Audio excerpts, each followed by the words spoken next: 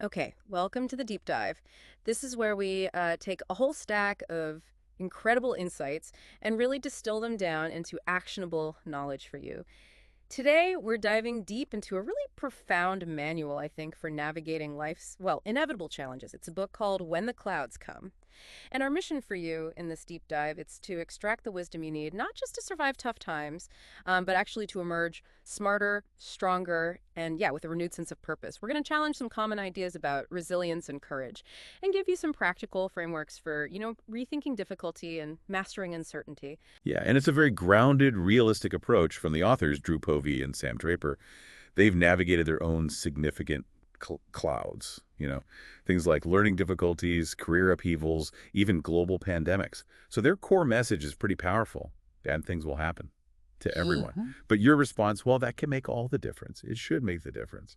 So yeah, get ready for some maybe surprising facts, relatable examples, and hopefully a few of those aha moments that genuinely shift how you look at things.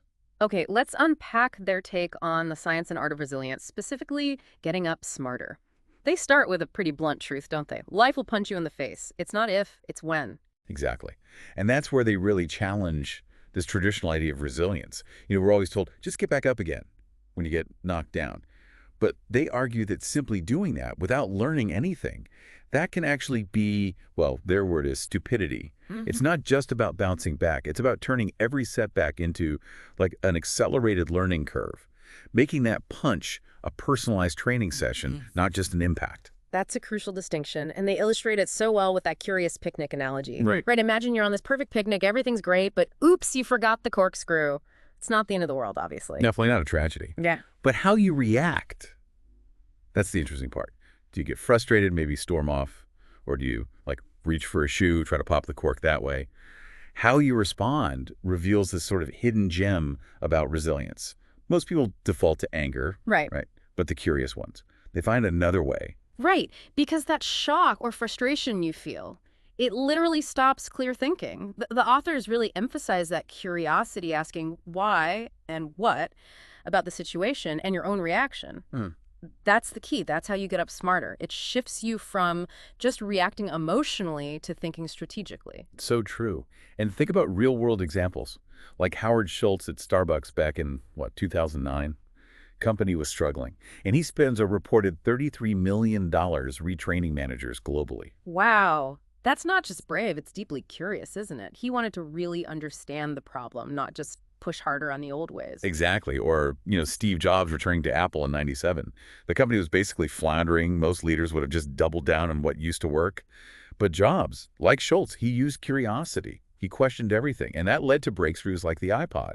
They came back stronger, not by trying harder, but by being curious about what wasn't working and then having the courage to change it. So how do you actually cultivate this curiosity when you're, hit by one of these clouds? They lay out this simple but really profound three-step process. First, you have to learn. Right. And that means confronting the brutal facts, as Jim Collins calls them.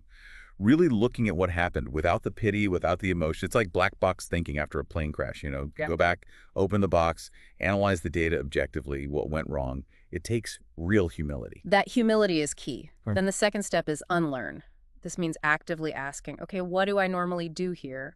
And is that actually helpful right now? Yeah, it's not just thinking differently. It's spotting and challenging those automatic scripts you run in your head. They say everybody in every situation could do something differently. And admitting your usual way might be the problem. That takes guts. And then finally, you relearn. This is where you adopt that fail forward, fail better mindset. Think about top sports teams, Man City, Liverpool, or Olympic athletes. They're constantly adapting. Training, strategy, mindset, they never just do the same thing over and over. Because what worked last year might not work this year. It's like that Einstein quote, right? Doing the same things over and over again and expecting different results. Yeah. That's insanity. Which brings us to a really critical point. Once you're down, how do you even create that mental space to think smarter? Viktor Frankl's concept here is so powerful. Absolutely. He endured prisoner of war camps, horrific conditions, and he talked about that gap between stimulus and response. In that tiny space, he said, lies our freedom, our power to choose how we respond. It's huge, especially in those knee-jerk moments. Back to the picnic, right? The reaction is storming off about the corkscrew, but the response, using that gap, That's calmly looking around, maybe finding that shoe. It's creating that pause to unlock something new.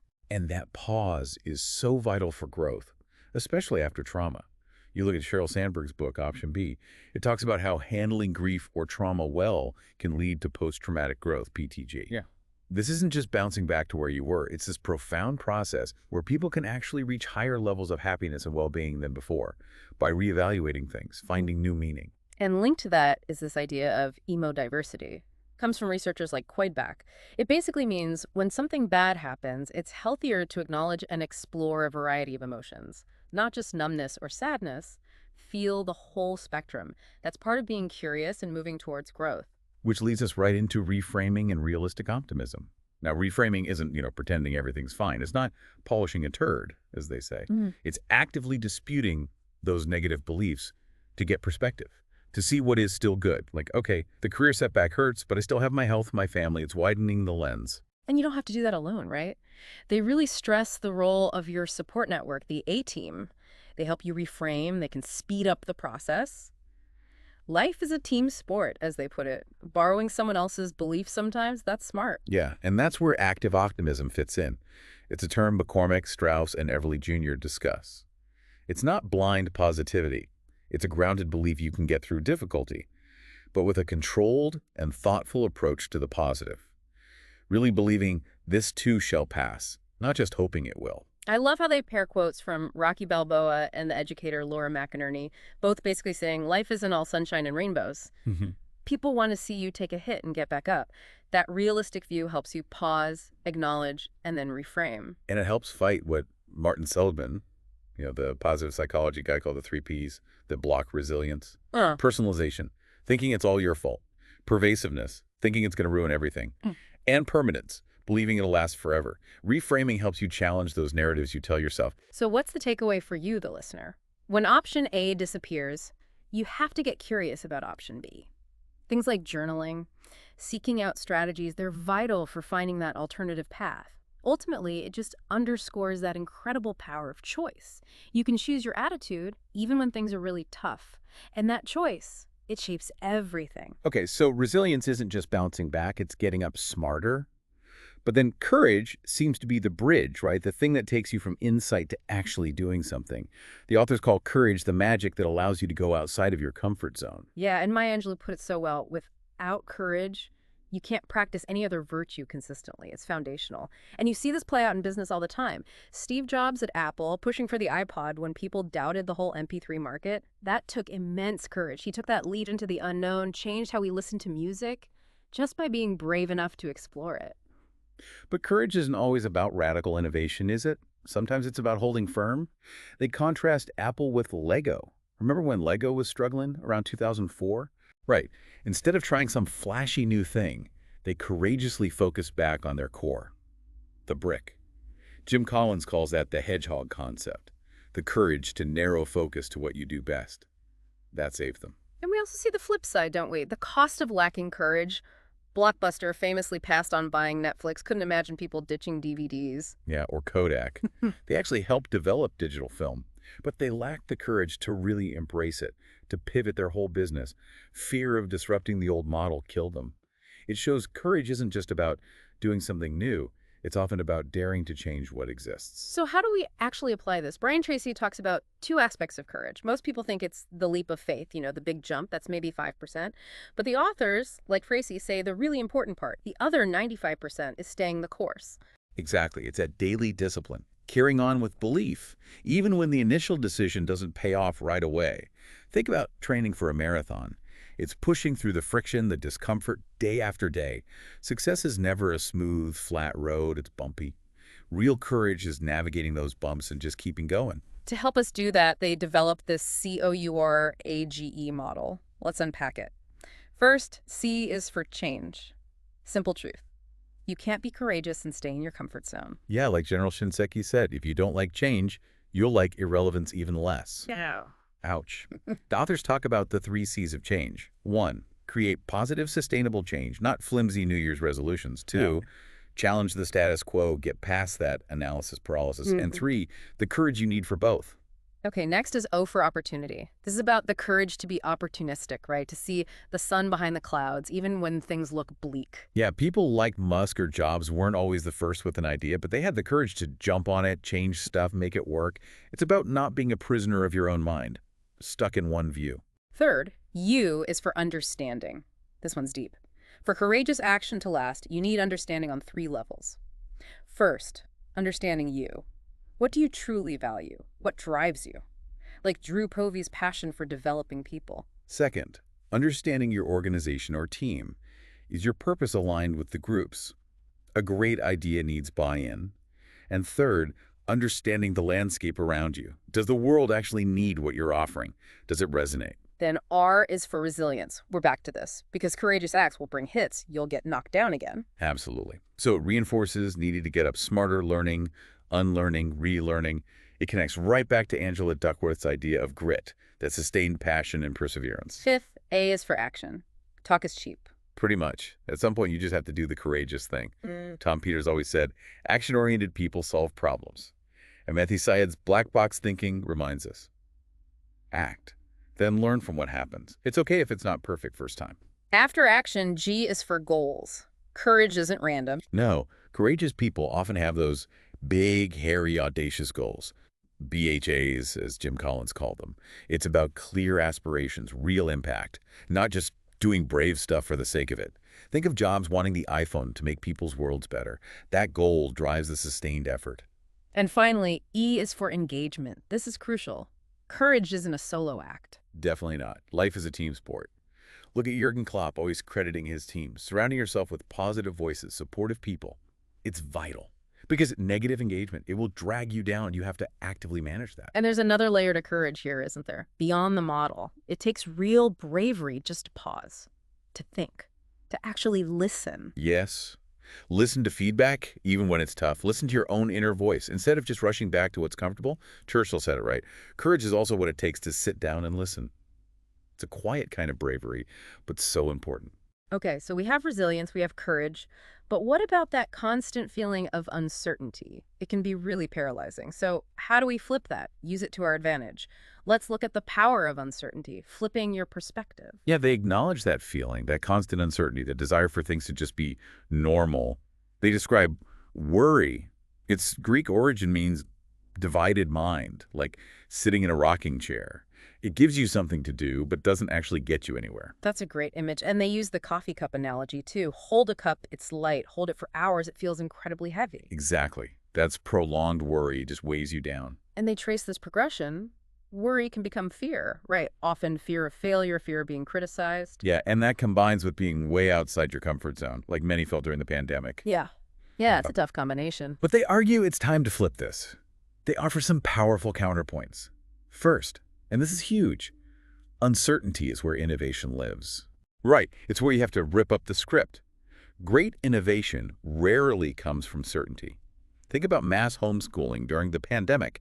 Teachers had to innovate constantly in that uncertain space. They created things they never would have otherwise. Second point, humans are adaptable. Uncertainty shouldn't really shock us. Our first 20 years are full of first steps, first day of school. Totally. And look at Roger Bannister breaking the 4-minute mile. Everyone thought it was impossible. Once he did it, that uncertainty became a new certainty, and loads of others followed. Uncertainty, once overcome, leads to growth. And third, uncertainty can be exhilarating. Now, they're not saying become an adrenaline junkie. No, but they point out how we seek uncertainty sometimes. For thrill. Exactly. Booking a trip to somewhere new, watching detective shows, roller coasters, elite sport. The insight isn't just that we like thrills, it's that we can reframe uncertainty. Turn it from scary unknown into a chosen adventure. So how do you actually do that? Reframing uncertainty is the way forward. The key seems to be choice. Is uncertainty happening to you, or are you choosing to engage with it? That shift in perspective makes all the difference. It's about actively balancing the potential wins and losses. And they offer some specific skills for this uncertainty flipping skills. Mm-hmm. First is fear focusing, or fear setting, like Tim Ferriss calls it. Yeah, lean into what scares you. Confront the brutal facts. Literally map out the worst-case scenario on paper. What's the absolute worst? How would I recover? Once it's down on paper, often the fear just shrinks. You've faced it. Second, ambiguity tolerance. Getting comfortable with the unknown. You build this muscle through small changes, different route to work, cold showers, trying new software. It trains your brain not to freak out when things are unfamiliar, like embracing virtual work did for many. Third, nurture a growth mindset. Carol Dweck's work. Absolutely essential in uncertainty. Focus on growth, learning, the process which lasts forever, rather than just fixed goals that might change anyway. And fourth, develop certainty anchors. I love this idea from Jonathan Fields. Me too. Identify the immovable things you can control. Your morning routine, food choices, exercise. The authors found most of their life was certain. That makes the uncertain bits feel less overwhelming. Ground yourself in what you control. And fifth, choose option B. Back to Sheryl Sandberg. Even in the absolute worst situations, like bereavement, option B is about focusing on opportunities, possibilities, what you can build now, rather than just dwelling on what's lost. It's a conscious pivot. But there's a danger here, isn't there? Denial. Retreating into a new normal that's just like the old comfort zone, ignoring the lessons. Right. Paul McGee's formula is key. Event plus response is outcome. E plus RO. The quality of your response determines your outcome. And John Maxwell nails it. Experience is not the best teacher, evaluated experiences. It reminds me of Viktor Frankl again. Survivors in the camps weren't blindly optimistic or cynical. They found clarity by creating that gap, choosing their attitude, finding meaning despite the suffering. Okay, this leads us right into how we actually make those choices when the clouds roll in. We make thousands of decisions daily, mostly on autopilot. But when difficulties hit, those decisions suddenly feel huge. They impact everything, which is why rethinking decision-making when the clouds come is so critical. John Maxwell, in Thinking for a Change, he basically says we often don't think enough. He uses the example of divorce rates. People make the decision to marry, but maybe don't manage it with ongoing thought. They grow apart. It shows the need for deliberate thinking, not just initial choices. Which brings us to Daniel Kahneman's work, Thinking Fast and Slow. So important. He talks about two systems, right? System one is fast thinking, quick, intuitive gut reaction, like Malcolm Gladwell's thin slicing. Yeah, great for small daily stuff. What socks to wear. System one is fine. But system two is slow thinking. Deep, deliberate, weighing pros and cons, using logic. That's what you need for the big stuff, the pretty significant decisions. And the problem is, when things get tough, we tend to default to system one, the fast thinking. Partly brain laziness, conserving energy, and partly this myth that genius is instant. So we feel pressure to react quickly, when actually pausing is often the smarter move. So how do you make slow thinking a habit, especially under pressure? They suggest the 3 Ps. Simple, but powerful. First P is for pause. Yeah, just stopping. Intentionally creating that gap. It helps you think differently, opens up options, makes you more present. Ryan Holiday's Stillness is the Key speaks right to this. It grounds you. Okay, second P is for perspective. Plural. Right. Zoom out, like Jim Collins says. Think of a Ferris wheel. Ground level, you see details. Top level, you get the big picture. And getting multiple perspectives is crucial. Paul McGee's beach ball effect, everyone sees it differently depending on where they stand. Other people's views, even if they sting a bit, offer so much learning. Broadens your view. And the third P is for priorities. Once you have those different perspectives, what matters most right now? Using something like the Eisenhower matrix, important urgent, important not urgent, helps you focus. Avoid getting lost in the unimportant stuff, especially when you feel overwhelmed. But even with the 3 Ps, there are traps, right? Decision-making pitfalls. Oh yeah, confirmation bias, seeing what confirms what you already believe. The primacy effect, falling for the first idea you hear. The recency effect, being swayed by the very last thing you heard, like a bad journey home ruining a great holiday memory. And groupthink, just agreeing with the boss or the first person who speaks, even if you disagree inside. And don't forget decision fatigue. You only have so much good decision-making energy each day. Choices get worse when you're tired. The 3 Ps help fight these biases. But the good news is, slow thinking doesn't have to take ages. Exactly. Simple things. 3 nasal breaths. A quick walk outside can create that pause, just enough to re-engage system 2 and avoid those common pitfalls. It's about being strategic with reflection. Okay, let's pull all this together now with a really practical framework for when you're actually in the storm. Dealing with difficulty, the 5H model. The authors point out how easily our thoughts, feelings, actions, that cognitive behavioral triangle can catastrophize things.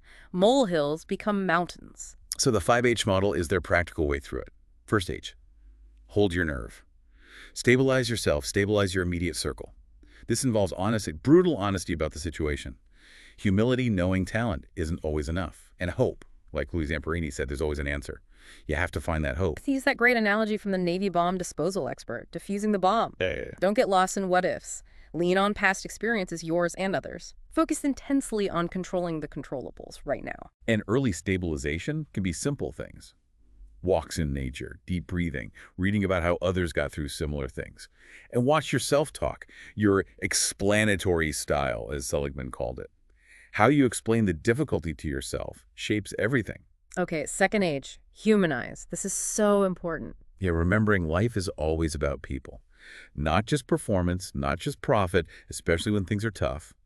Jürgen Klopp wanting to be remembered as a good human being, more than for trophies. That says a lot. It challenges that urge to compare yourself or base your worth only on achievements. Connection over conquest. And this connects straight to emotional intelligence, doesn't it? Goleman's work. Absolutely. Self-awareness, self-management, social awareness, relationship management, all vital for leading with compassion when things are hard. Understanding yourself and others is key. Third H, hone in.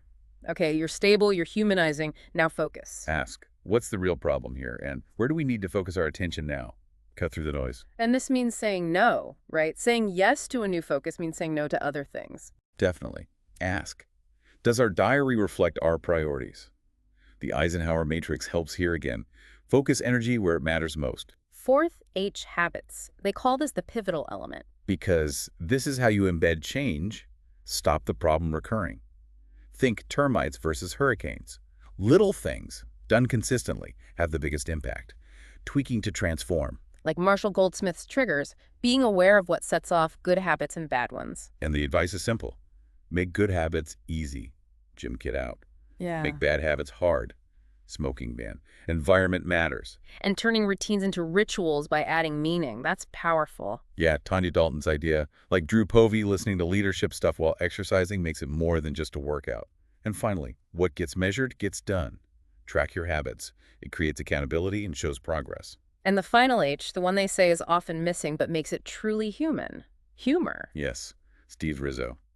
We're not human beings, we're humor beings. Laughter is literally an antidote to stress and anxiety. It's not about trivializing things, but coping. Ross Edgley talks about humor as an adaptive coping mechanism for pain. You see it in tough places like hospices, funerals.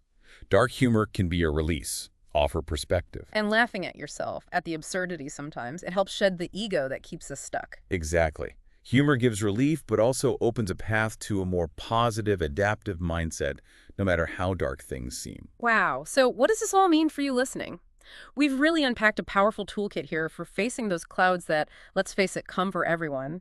From learning to respond with curiosity, not just react, finding the courage to stay the course, frying uncertainty into a path for growth, rethinking decisions strategically, and dealing with difficulty using those 5 H's, hold your nerve, humanize, hone in, habits, and humor. Yeah, the core message running through all of this is pretty simple, but it's transformative. Your life, it's a team sport. And how you respond to adversity, that can define you. Difficult times, as these authors found out themselves, aren't just things to survive. They're often the moments of greatest clarity, the biggest opportunities for growth. They show you what you're really made of, what really drives you. The journey isn't always easy, obviously, but as we've explored, you absolutely can find a way through and maybe even thrive. Which leaves us with a question for you, our listener. What clouds are in your life right now, big or small? And how will you choose to engage with them using some of these tools, these insights we've talked about today? Remember, it's not about avoiding the storm. It's about learning to sail through it with purpose, curiosity, courage, and maybe, just maybe, finding some joy in the wrestle itself.